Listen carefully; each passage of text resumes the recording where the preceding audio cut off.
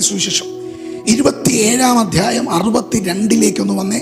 ഒരുക്കനാളിന്റെ പിറ്റേ ദിവസം മഹാപുരോഹിതന്മാരും പരീശന്മാരും പീലാത്തോസിന്റെ അടുക്കൽ ചെന്നുകൂടി, യജമാനനെ, ആ ചതിയൻ ജീവനോടിരിക്കുമ്പോൾ 3 നാൾ കഴിഞ്ഞിട്ട് ഞാൻ ഉയർത്തെഴുന്നേൽക്കും എന്ന് പറഞ്ഞ പ്രകാരം ഞങ്ങൾക്ക് ഓർമ്മ വന്നു. അതുകൊണ്ട് അവന്റെ ശിഷ്യന്മാർ ചെന്ന് അവനെ മോഷ്ടിച്ചിട്ട് അവൻ മരിച്ചവരുടെ ഇടയിൽ നിന്ന് ഉയർത്തെഴുന്നേറ്റു എന്ന് ജനത്തോട് പറയുകയും ഒടുവിലത്തെ ചതിവ് മുമ്പിലെത്തിയതിന് വിഷമമായി തീരുകയും ചെയ്യാതിരിക്കേണ്ടതിന് 3-ാം നാൾ വരെ കല്ലറ ഉറപ്പാക്കുവാൻ കൽപ്പിക്കുക എന്ന് പറഞ്ഞു. പീലാത്തോസ് അവരോട്, കാവൽക്കൂട്ടത്തെ തരാം, പോയി നിങ്ങളാകുന്നിടത്തോളം ഉറപ്പ് വരുത്തുമെന്ന് പറഞ്ഞു. എന്ന് വെച്ചാൽ അതിന്റെ അർത്ഥം യേശുവിന്റെ ഉയർപ്പിന്റെ, യേശുവിന്റെ പുനരുത്ഥാനത്തിന്റെ അവസാന സാധ്യതയും യേശുവിന്റെ മുമ്പിൽ അടഞ്ഞു.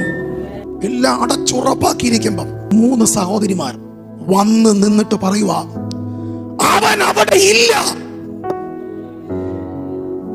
അവൻ ഉയർത്തെഴുന്നേറ്റിരിക്കുന്നു. ഒരു ഭാഗത്ത് എല്ലാം അടച്ചു, എല്ലാ വഴിയും അടച്ചു, എല്ലാ സാധ്യതകളും അടച്ചു, എല്ലാ മുഖാന്തരം അടച്ചു.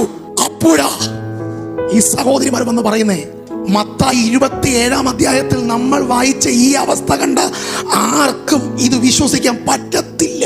ഇത് കണ്ടവരുടെ മുമ്പിൽ വന്നു നിന്ന ഈ സഹോദരിമാര് പറയുന്നേ, അവൻ അവിടെ ഇല്ല, അവൻ ഉയർത്തെഴുന്നേറ്റു. ഈ പുനരുത്ഥാനത്തിന്റെ ദിവസം വിശ്വസിക്കാൻ കഴിയാത്ത അളവിൽ കഥയെന്ന് തോന്നത്തക്ക നിലയിൽ ചില ദൈവപ്രവർത്തികൾ വെളിപ്പെടാൻ പോകുന്നു.